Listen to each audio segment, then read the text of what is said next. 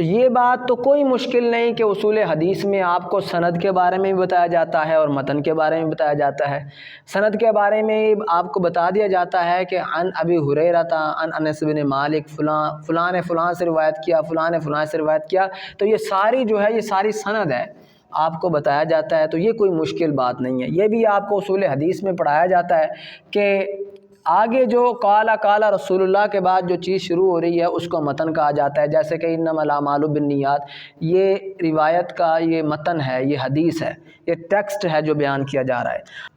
اب جو main point کی بات ہے، جو مین نقطہ کی بات ہے، وہ یہ کہ سند اور متن میں سے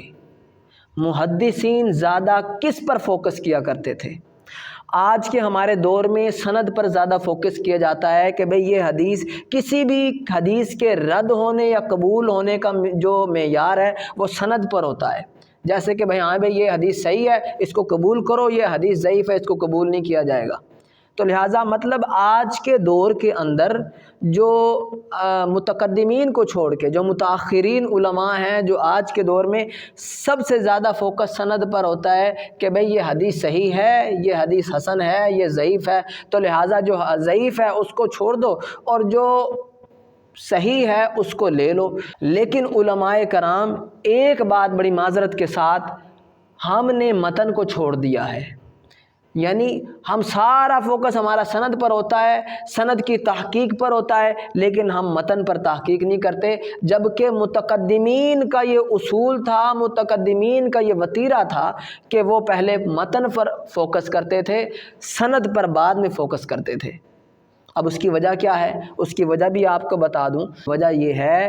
کہ حدیث کے قبول اور رد ہونے کا جو سارا کا سارا دار و مدار ہے وہ متن پر ہے۔ مثال کے طور پر آپ نے کسی ایک حدیث کی سند لے لی، آپ اس حدیث کی سند میں دیکھتے آ رہے ہیں کہ بھئی یہ جو روایت کرنے والے صحابی ہیں عن فلان، ہاں جی حضرت ابو ہریرہ سے رضی اللہ تعالیٰ عنہ سے روایت ہے، تو لہٰذا یہ بالکل ثقہ راوی ہیں، درست ہیں، عادل ہیں اور جناب ضابط بھی ہیں اور ان کا حافظہ بھی درست ہے، تو لہٰذا یہ حضرت ابو ہریرہ پر آنکھ بند کر لیتے ہیں لوگ، ٹھیک ہے، حضرت انس پر آنکھ بند کر کے لوگ اعتبار کرتے ہیں اور سند کو صحیح قرار دیتے ہیں۔ اگر راوی مضبوط ہوں، ثقہ ہوں، عادل ہوں، ضابط ہوں، اور اسی طرح جو امام بخاری نے سند کے صحیح ہونے کی، حدیث کے صحیح ہونے کی جو شرائط بیان کی ہیں وہ بالکل ٹھیک ٹھاک ہو، پرفیکٹ ہو اور ٹنا ہو، بالکل ٹھیک ہو، اور اگر متن درست نہ ہو، جن راویوں سے وہ حدیث نقل ہو کے آ رہی ہے، وہ روایت نقل ہو کر آ رہی ہے، اس کا جو متن ہے وہ قرآن کے خلاف جا رہا ہو، اگرچہ راوی جتنے مرضی مضبوط ہیں لیکن ان کا متن بالکل قرآن کے اپوزٹ ہو، متضاد ہو، تو کیا اس متن کو، اس حدیث کو قبول کیا جائے گا؟ تو متقدمین کا فوکس اس بات پر ہوتا تھا کہ پہلے متن کو چیک کر لو، یہ دیکھ لو کہ متن کہیں قرآن کے ہی مخالف تو نہیں جا رہا، اور ہم یہ مخالف ہو قرآن کے اور ہم اس کو حدیث رسول اور قول رسول قرار دے دیں اور ہم کذب کے مرتکب ہو جائیں، تو لہٰذا اس لیے وہ پہلے متن پر فوکس کرتے تھے۔ اسی لیے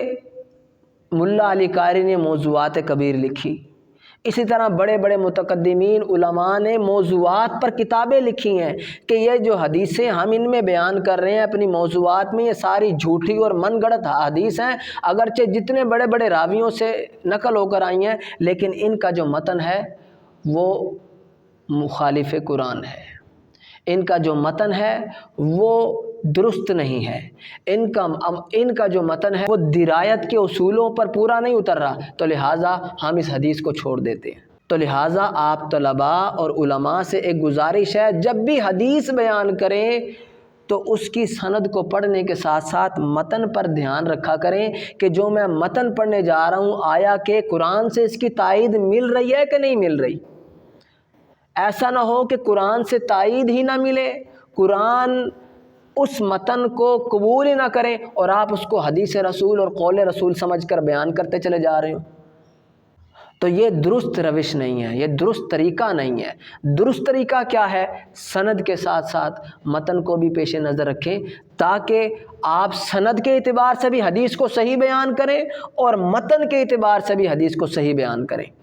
दूसरी बात और दूसरा नुक्ता, दूसरा पॉइंट यहाँ समझने का ये है कि जब आप सनद को परखें तो रिवायत के उसूलों को मद्देनज़र रखें। और दूसरी बात बड़ी अहम और ज़रूरी ये कि जब भी आप सनद पर तहकीक करें तो रिवायत के उसूलों को पेश नज़र रखें कि किसी सहाबी ने किसी रिवायत किया तो वो कौन से उसूल हैं कि जिन पर उसको सही कहा जाए, उन उसूलों को ज़हन में रखें। नंबर 2, मतन को चेक करते वक्त मतन की जांच पड़ताल करनी है तो उसके लिए आप दिरायत के उसूलों को पेश नज़र रखें। मुल्ला अली कारी रहमतुल्लाहि ताला अलैह ने मौज़ूआत कबीर में बयान किया है उन दिरायत के उसूलों को, रिवायत के उसूलों को। इसी तरह और भी जो मुहद्दिसीन गुज़रे हैं उन्होंने भी जो दिरायत के उसूल बयान किए हैं, आप तहकीक करें, रिसर्च करें, ताकि आप हदीस का जो इल्म है वो सही मानों में अवाम तक पहुंचा सकें और आप रसूलुल्लाह सल्लल्लाहु ताला अलैहि वसल्लम पर झूठ के मुर्तकिब ना हो, उन पर बहतान बांधने के मुर्तकिब ना हो। लिहाजा जो तजर्बा मुझे था, जो तजर्बा मुझे हुआ, वो मैंने आपके सामने शेयर कर दिया। अगर आपको किसी बात की समझ ना आई हो तो आप मुझे कमेंट में पूछ सकते हैं, इंशाल्लाह मैं आपको जवाब दूंगा। और अगर आपका कोई भी सवाल हो उसूल हदीस से मुतालिक तो वो भी ज़रूर फरमाइएगा। दुआ है अल्लाह तबारक व तआला हमें सही मानों में हदीस का इल्म सीखने और सिखाने की तौफीक अता फरमाए।